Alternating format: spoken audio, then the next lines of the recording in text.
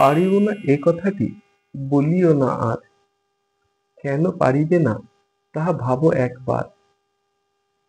পাঁচজনে পারে যাহা তুমিও পারিবে তাহা, পারো কি না না পারো করো যতন আবার, একবার না পারিলে দেখো শতবার।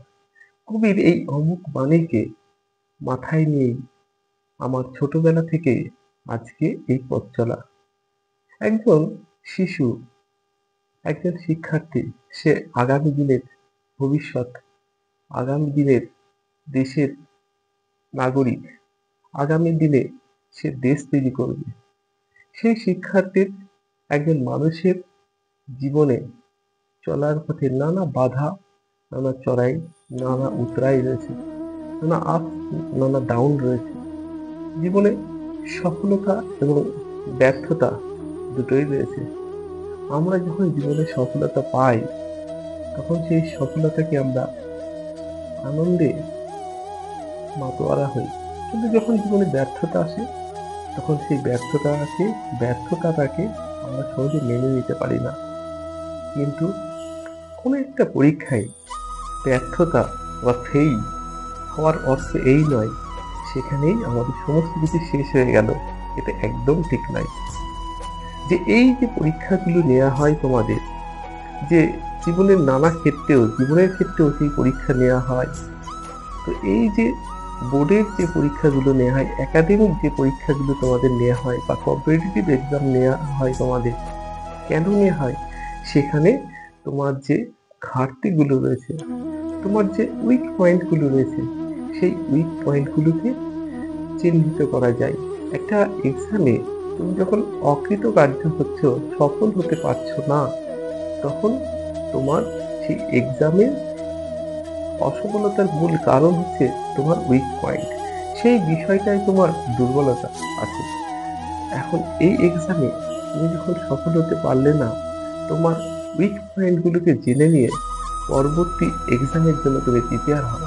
তোমার দুর্বলতাগুলো যখন তুমি কাটিয়ে উঠবে, তোমার মধ্যে যখন ডিসিপ্লিন থাকবে, তুমি যখন হার্ডওয়ার্ক করতে পারবে, তুমি যখন টাইম ম্যানেজমেন্ট করতে পারবে, তখন তুমি ডেফিনেটলি তুমি তোমার লক্ষ্যে সফল হবেই হবে।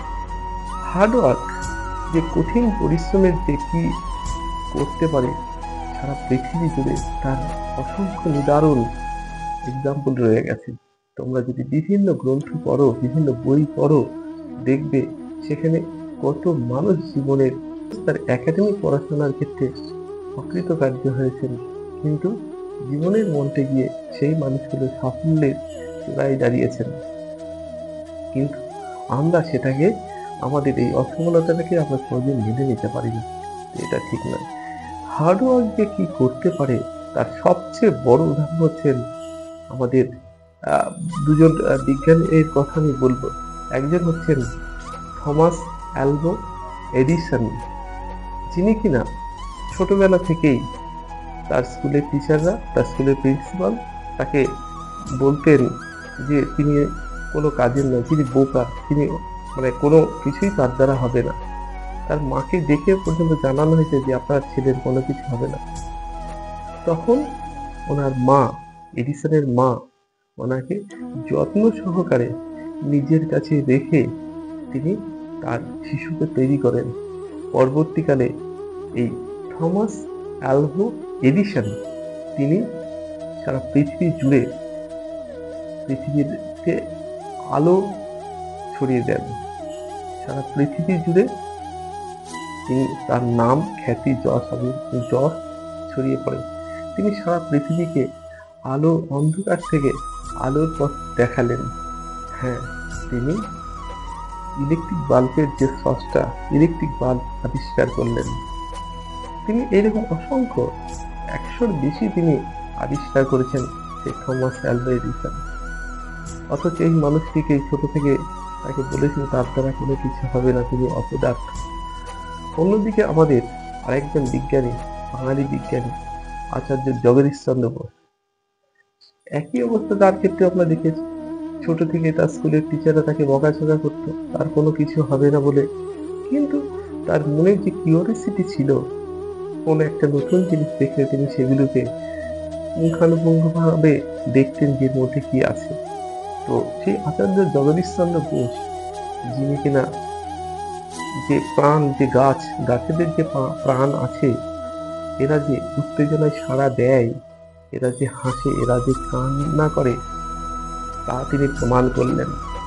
তাহলে এই মানুষগুলো তার শৈশবকালে যে জায়গায় ছিলেন, এনারা তার কঠিন পরিশ্রম, হার্ডওয়ার্ক, তার ডিসিপ্লিন, তার ডেডিকেশন তাকে আজকে সারা পৃথিবী জুড়ে সাফল্যের চূড়ায় নিয়ে এসেছে। তোমরা কি ভাবো, যে মানুষটা জীবনের ক্ষেত্রে সফল হয়েছে, সে সরকারি গভর্নমেন্ট চাকরি হোক বা বিভিন্ন কম্পিটিটিভ এক্সামে হোক, তারা কি সবাই অত্যন্ত মেধা সম্পন্ন? তারা ভীষণ ব্রিলিয়ান্ট, ভীষণ ট্যালেন্টেড? একদম নয়। তাদের অবশ্যই মেধা রয়েছে, তাদের ট্যালেন্ট রয়েছে, যেটা প্রত্যেকটা মানুষের মধ্যে রয়েছে, কিন্তু তাদের যে হার্ডওয়ার্ক করার যে ক্যাপাসিটি, সেটা আর অন্যজনের থেকে সম্পূর্ণ আলাদা।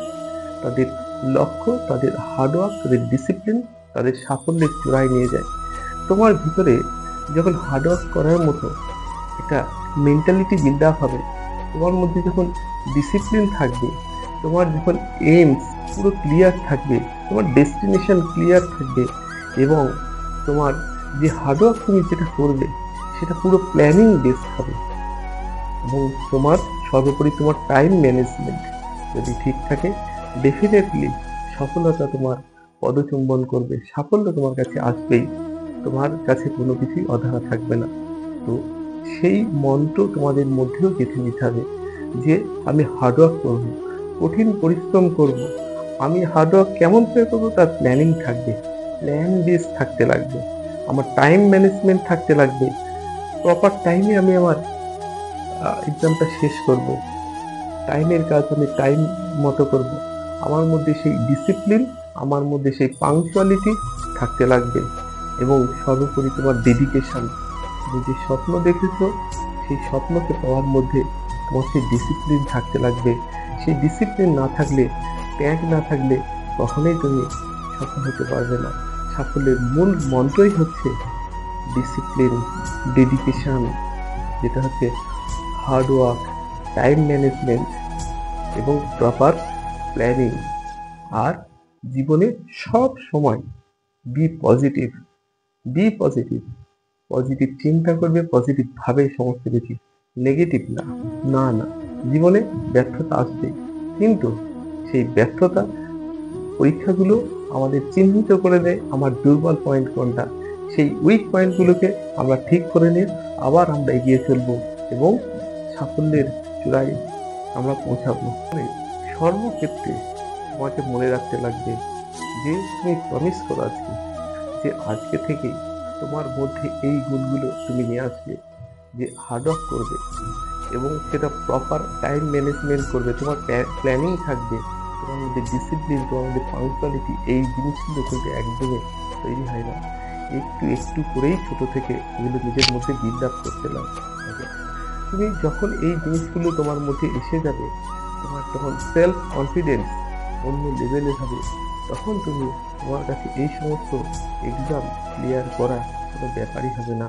তোমার যে আত্মবিশ্বাস, একজন মানুষের যে কনফিডেন্স লেভেল অন্য জায়গায় চলে যায়, আর এই কনফিডেন্স দিয়ে, এই আত্মবিশ্বাস দিয়ে সে সাফল্যের চূড়ায় পৌঁছায়। আমি সর্বোপরি তোমাদের প্রতি আশা রয়েছে, অনেক ভরসা রয়েছে, তোমরা একদিন অনেক বড় জায়গায় যাবে এবং আমাদের মুখ উজ্জ্বল করবে, আমাদের নিয়ে আমরা গর্ব করবো।